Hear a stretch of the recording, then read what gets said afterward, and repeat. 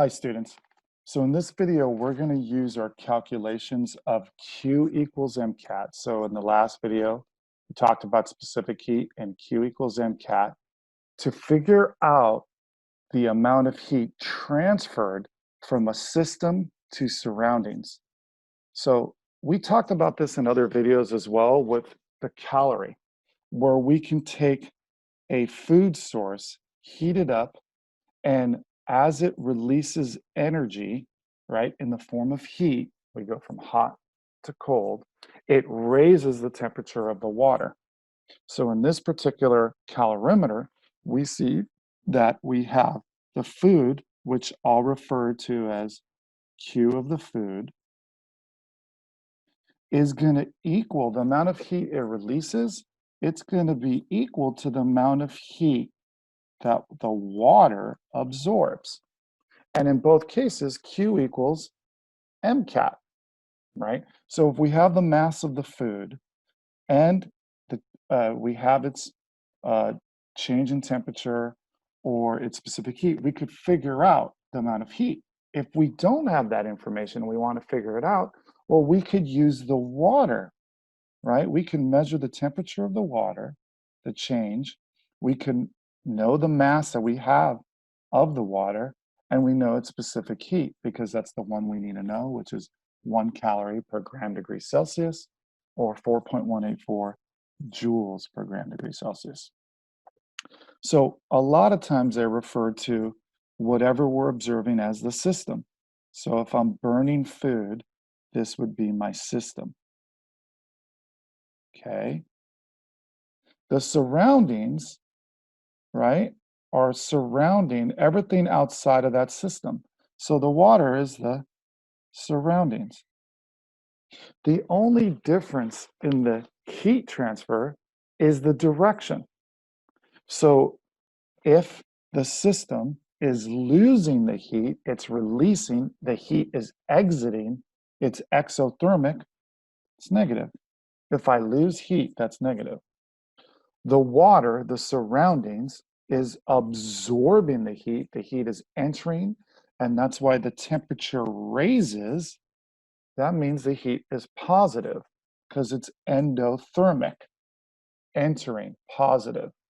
So the only difference is the sign, the direction of the heat transfer, because we know that energy can be transferred from one body to another.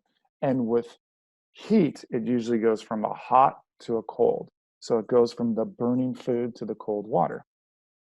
Well, the same thing when we boil water in a pot. The metal gets hot first and then transfers that energy to the water. So you can think of, the Q of the metal is equal to the heat of the water, the Q of the water, just like in the food. So the metal would be the surroundings. Oops.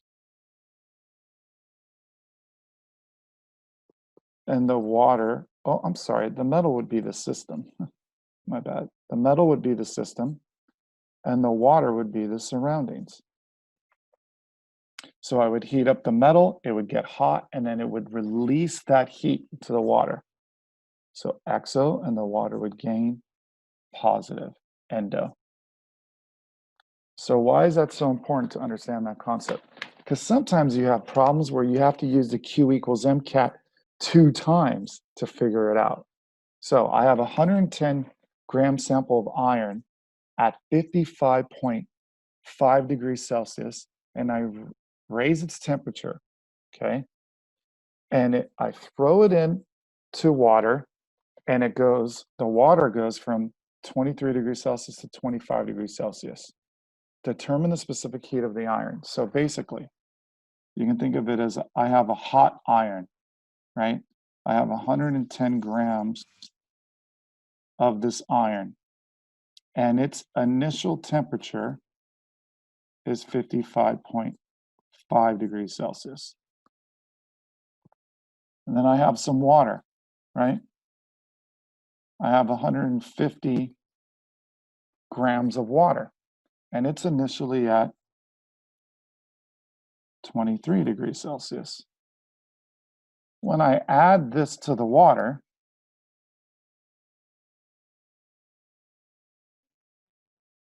what's going to happen? Well, the metal is hot. It is going to release heat. So what's going to happen to water? Water is going to absorb it. So the metal, the heat transfers from hot to cold. The metal is going to go down in temperature and the water is going to go up until they've reached what is called thermal equilibrium. They're going to reach the same final temperature. So this was the initial temperature of water. The final temperature for both of them is going to be the 25.5 degrees Celsius. So they don't tell you that directly in this problem. They don't tell you the final temperature of iron is 25.5, but it is because I put the iron in the water and it reaches what's called thermal equilibrium where they're both the same temperature. So how am I going to figure out the specific heat of the water? I'm going to use my good old friend Q equals MCAT. But I have to understand, right, that there's a system in the surroundings, right? So what's the system? The metal. The iron's the system. What's the surrounding? Well, when I throw the metal in the water is the surroundings. Why is there a negative sign for the iron? It's going to decrease in temperature. So it's losing heat. The heat is exiting the system, the iron.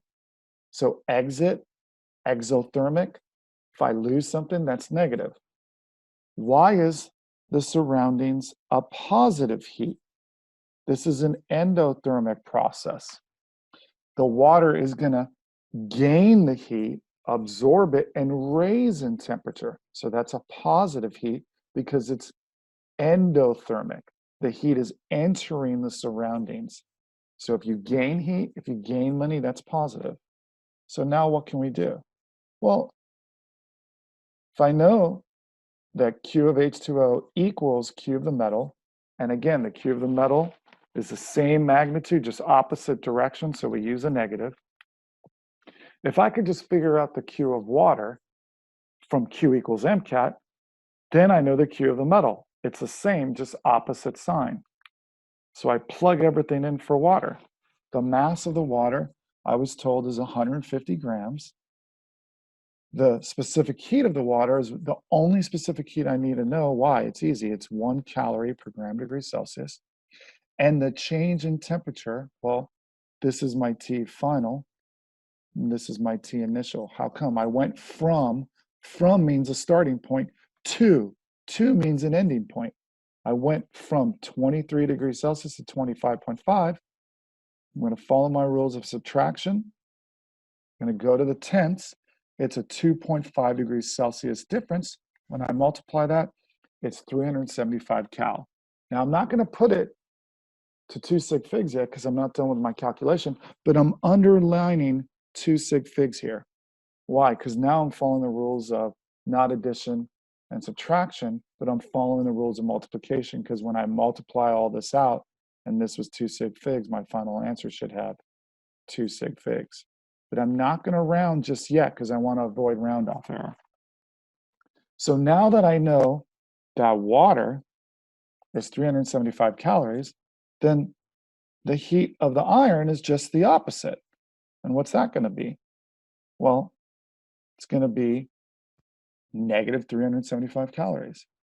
So I know that the heat of the water is going to be a negative 375 calories. I know the mass, the heat of the iron. I know the mass of the iron. How do I know the mass of the iron? They gave that to me in the initial problem. I'm looking for the specific heat of iron. Well, how can I get it? Well, if I know the heat of the iron, I know the mass of the iron and the temperature change, then I can solve for it. So what's the heat of the iron? It's opposite the heat of the water, right? So instead of 375, it's negative 375 calories. What's the mass of the iron? 110 grams. I was told that right there. What's the delta T of the iron? Now, this is where people get confused. You don't always go from bigger number to smaller. It's final minus initial. That is critical. A lot of teachers don't emphasize that. So the final temperature was thermal equilibrium with the water, and they told you the water was 25.5. So the final temperature for the iron is also 25.5. What was the initial temperature? Remember, that was what was hot, and it was going down in temperature. That's why we gave it a negative sign right here. So 25.5 minus the initial temperature of 55.5 gives me a negative 30 degrees Celsius. And again, I'm going to the tenths. So, and this is 2 sig figs. The negatives are going to cancel out.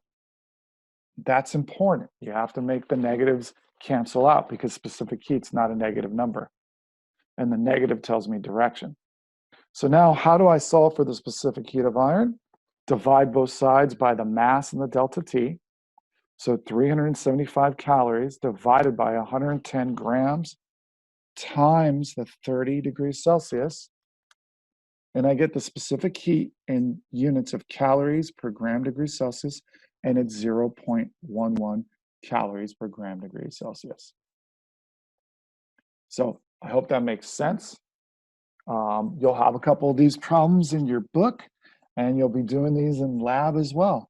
So thanks for tuning in. And if you have any comments or questions, go ahead and leave them in the comment section. Thanks for watching.